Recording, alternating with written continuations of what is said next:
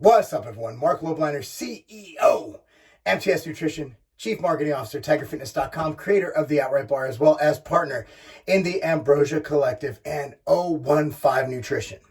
Let's talk about cheat meals. So I've done many videos on cheat meals, and it's a question I get asked a lot.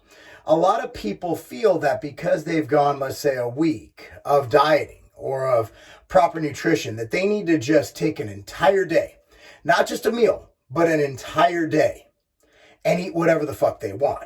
I'm talking cakes, pastries, pies, buffets, beer, liquor. Now I'm going to get into why this isn't the best idea, and also a way to kind of mitigate that for all levels of fitness. So let's get into number one, why no cheat day. A cheat day can inherently set you back a long, long time. While there's things like de novo lipogenesis, we're not getting into all the science of that, right? That prevent fat gain from overeating in a very short period of time to some extent.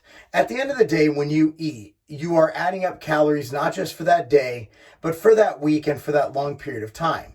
So if you go over your maintenance or what it takes to lose fat, your hypocaloric level set to lose fat, if you go over that over the course of a week, that's going to negatively impact your fat loss goals if you're dieting. So what you want to do is you want to look at the entire thing, right? The entire week of eating in a bubble. So if, let's say, you want to have a day that's 1,000 calories over, let's say you're doing a family barbecue or something, you can accommodate for that by eating less the other 5 days. So let's say Saturday, you want to go 1,000 calories over maintenance. Theoretically, and the body's not a textbook, this doesn't always work. Theoretically, you could cut 200 calories Monday through Friday. That's 1,000 calories. And on that Sunday, you'll be in the same spot you were if you would have just maintained a straight deficit the entire week, if that makes sense to you. So what do I recommend? Well, number one, I don't recommend cheat days. I also recommend getting the word cheat out of your brain. If it is a planned overfeed, call it that. A planned refeed, what I like to call them are free meals. So there are cheat meals and there are free meals. Cheating is a bad word, right? Like Barry Bonds cheated. I cheated on my wife. I cheated on my husband. I cheated on my test. Those are all bad words. And dieting and the mental aspect of being fit, of being in shape, a lot of it's mental, and you want to avoid these words that derive almost punishment and pleasure into dieting. Like, dieting should not be a bad word. Dieting should be called healthy lifestyle or getting fit, maybe preventing disease, preventing diabetes. I don't think we should even call it dieting, but hey, we're stuck with the word, we're going to use it. So I don't think we should use the word cheat. I think we should use the word free, and it definitely doesn't need to be a day. In my opinion, here's what I find are two options that work best. I used to have a saying when I owned Scivation, and we wrote the cut diet, the Game Over cut diet, the CHA diet. We wrote the Carbohydrate Haters Anonymous diet. That was what it was called. The lean mass diet, the lifestyle cut diet. I had this article out, and it's still out there. It's called Keep It 3, Keep It Free. And Keep It 3, Keep It Free is my guide to how to eat a free meal without having a guide. Basically, it means you can have an appetizer, one appetizer off the list, not the entire list of appetizers at Outback Steakhouse. You can have a meal ordered off the menu. That's not the buffet, but just order. Don't special order. Don't get the steak without butter. Don't get, rice cooked dry. Just get a regular menu item, right? Which, judging by American portions, is going to be pretty fucking big, especially if you go somewhere like the Claim Jumper. And then have a dessert, any dessert, just a dessert. Whether it's a sundae, whether it's even the motherlode cake, have that and then call it a day. Don't gorge yourself, don't stuff yourself, don't feel uncomfortable. Eat until satiated. That's Keep It Free, Keep It 3. That's my opinion of a free meal.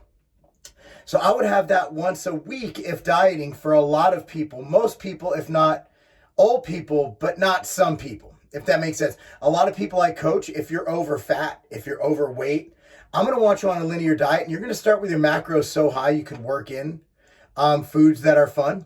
So generally speaking, when I start somebody who's obese or well overweight, their macros are pretty high, and they're still going to lose weight because, Well, fat people have to eat a lot to keep their weight on. It just is what it is. Another thing I use for a lot of my clients, which is way more controlled, is a controlled refeed. Now, coaches do this differently. Some coaches do it throughout the day. Some coaches just like to have a high, low, medium day for carbs. That's another form of refeeding. Everybody looks at carb cycling as something special. It's not. It's simply a form of refeeding periodically, less intense sometimes, more intense other times.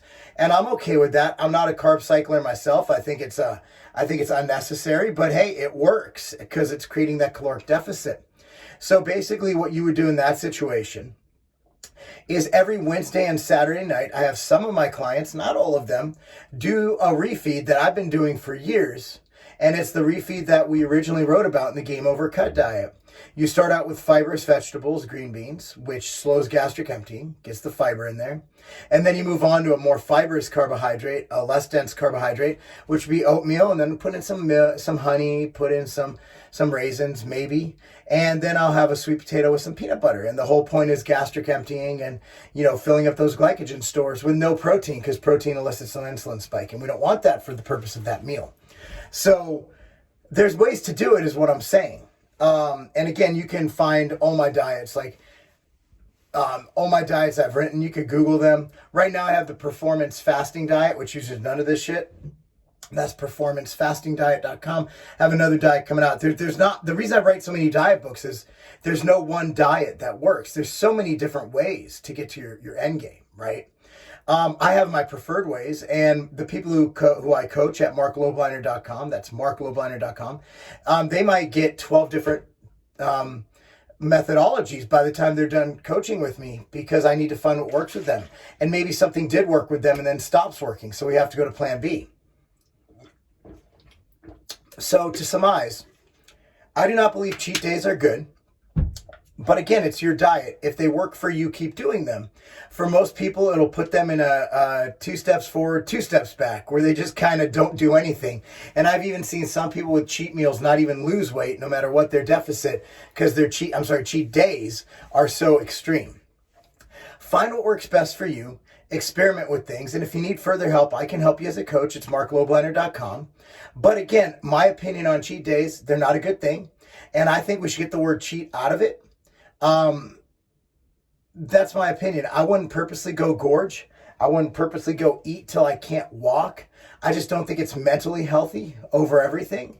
There's a lot of bad things that come, bulimia, anorexia, orthorexia, eating disorders, binge eating disorders. You always got to keep an eye on those. Anyway, guys, hope this helped. Not a fan of cheat days. Am a fan of free meals. Don't even like the word cheat. And I do like periodic refeeds. Anyway, guys, thanks for watching.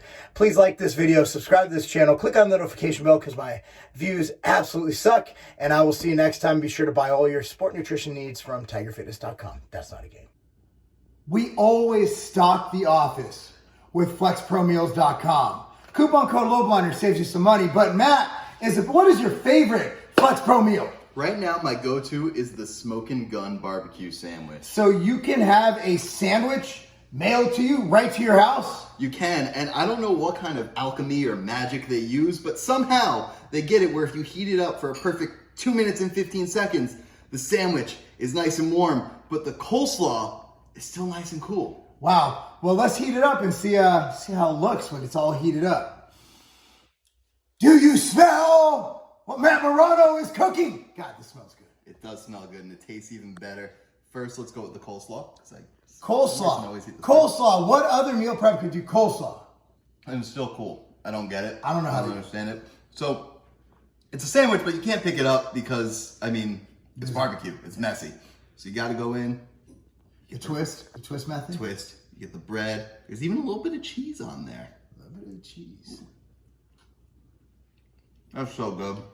So the thing about Flexpro Meals, they make macro to fit every goal. This actually fits my macros, fits Matt's macros. But if you are stringent, they have your normal sweet potatoes, your normal chicken. But honestly, your macros are similar for things like this. So live a little bit. So if you're looking for a great meal prep company, flexpromeals.com, coupon code Lobliner. That's not a game.